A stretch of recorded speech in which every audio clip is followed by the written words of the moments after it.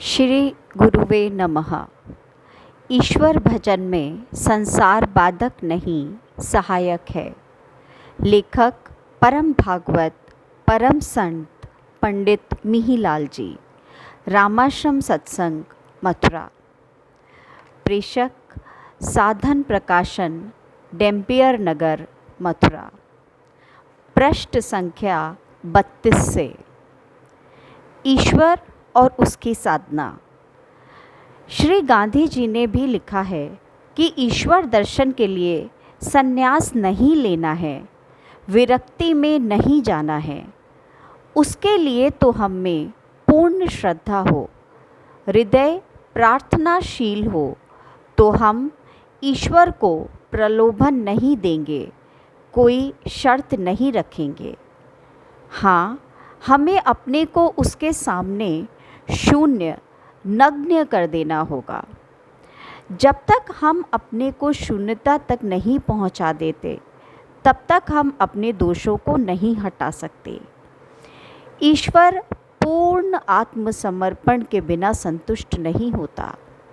वास्तविक स्वतंत्रता का वह इतना मूल्य अवश्य चाहता है, और जिस क्षण मनुष्य इस प्रकार से अपने को भुला देता है, उसी क्षण वह अपने को प्राणी मात्र की सेवा में लीन पाता है।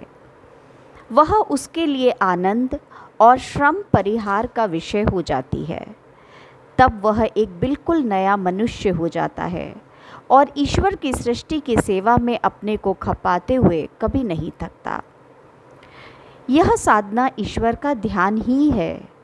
जब ध्यान में साधक अपने को खाली कर देता है, अपना स्थान ईश्वर के लिए खाली कर देता है, तो अंतर में अपने स्थान पर ईश्वर को बैठा पाता है।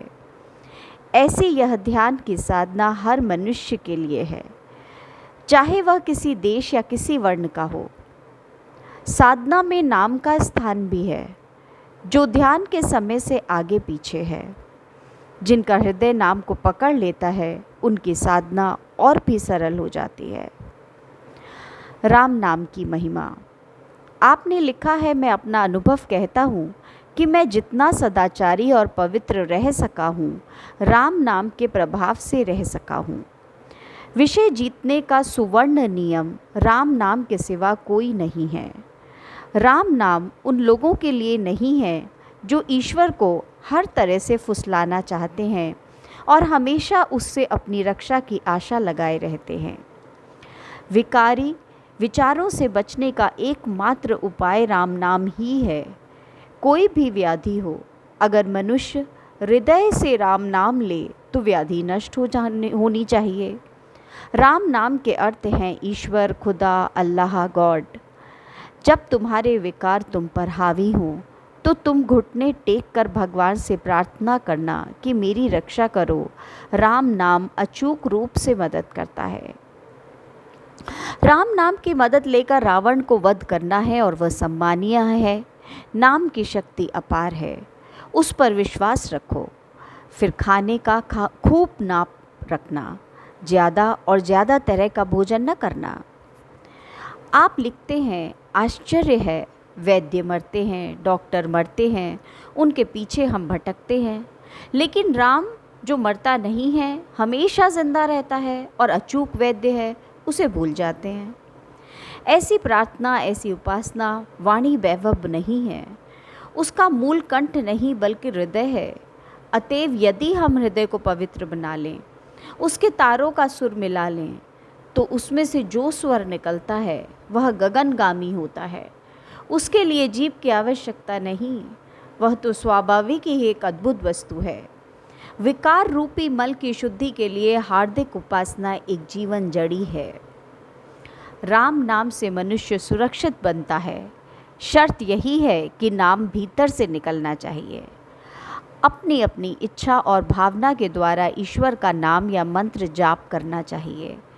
वह हर एक के जीवन को पवित्र कर सकता है, शक्ति देता है।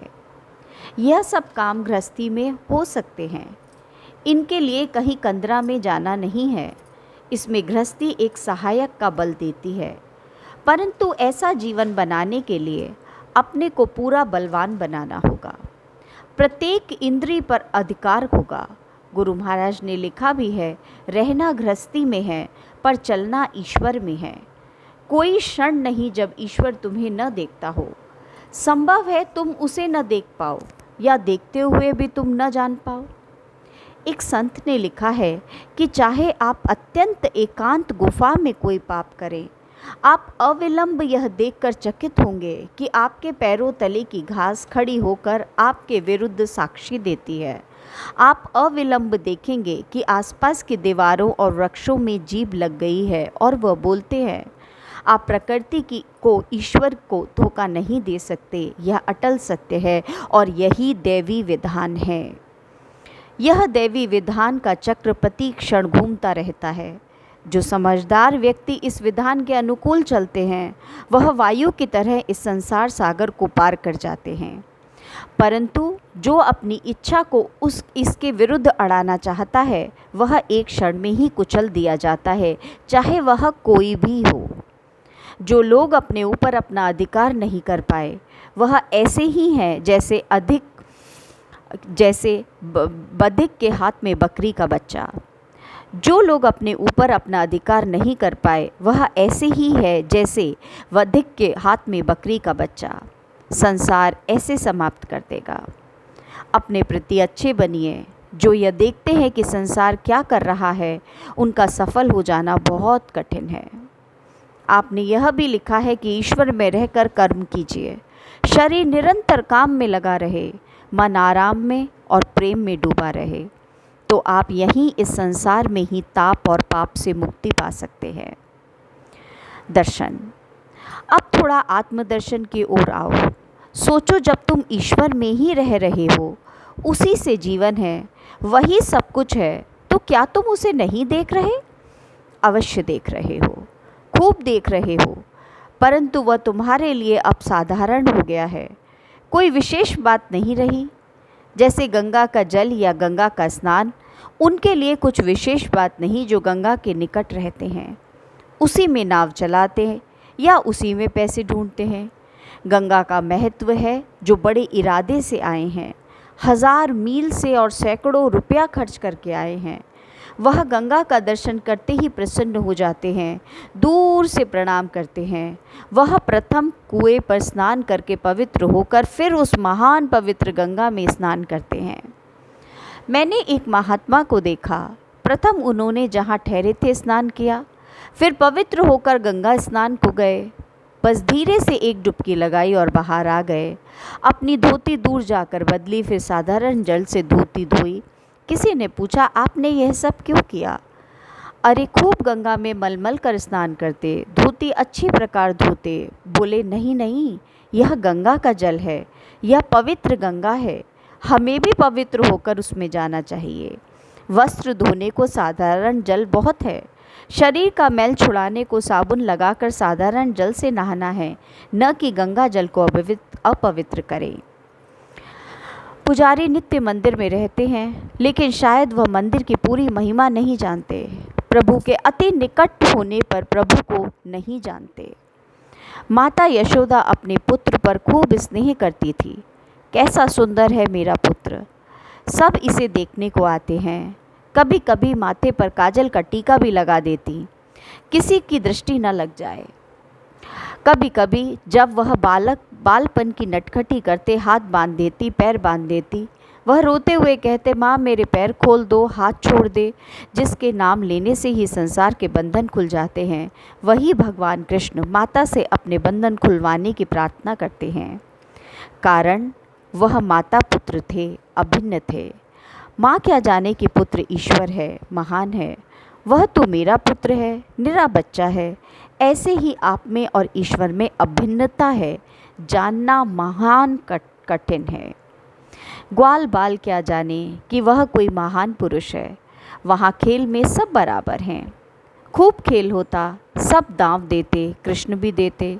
गेंद का खेल हुआ, गेंद जमुना जी के गहरे दह में चली गई। अब लावे कौन?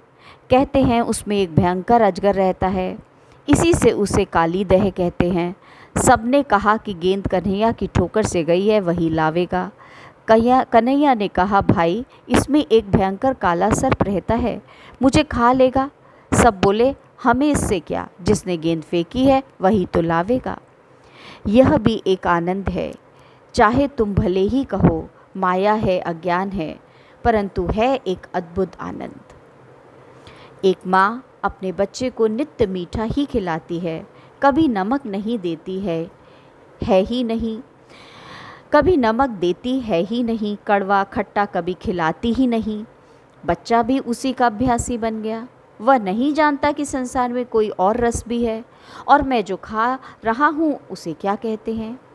एक दिन बालक पाठशाला गया, बच्चों में बात हुई। कोई बोला, हमारी माँ बड़ी अच्छी है, नित्य मीठा दूध पिलाती है, नित्य मीठी वस्तुएं खाने को देती है। वह सुनता रहा, सोचा आज माँ से भी मीठा दूध मांगूंगा, मीठी चीज़ खाने को कहूँगा। वह घर गया, जाते ही माँ से बोला, माँ आज तो मैं मीठा दूध पीऊँगा, मीठी वस्तु खाऊँगा, तुम मुझे मीठी वस्तु नहीं देती। माँ बोली, बेटा मैं तो तुझे नित्य मीठा ही देती हूँ, पर तुझे मीठा ही खाते रहने पर मीठे का बोध नहीं। माँ ने तुरंत एक नमकीन वस्तु बच्चे को खाने को दी, कुछ खट्टी कसैली दी। पुत्र बोला, नहीं माँ ये अच्छी नहीं, नित्य जो देती थी वही दो। माँ ने मीठा दूध पिलाया, मीठा पदार्थ खाने को दिया, बच्चा प्रसन्न हो गया। तब माँ ने कहा, पुत्र यही मीठा है। बच्चा बोला, आपने कभी बताया ही नहीं कि यही मीठा है, यह तो सबसे अच्छा रस है। ऐसे ही तुम ईश्वर में रहते रहते ईश्वर को नहीं जानते। माता कौशल्या को भी देखिए, भगवान से प्रार्थना की थी, मैं आप जैसा पुत्र चाहती हूँ।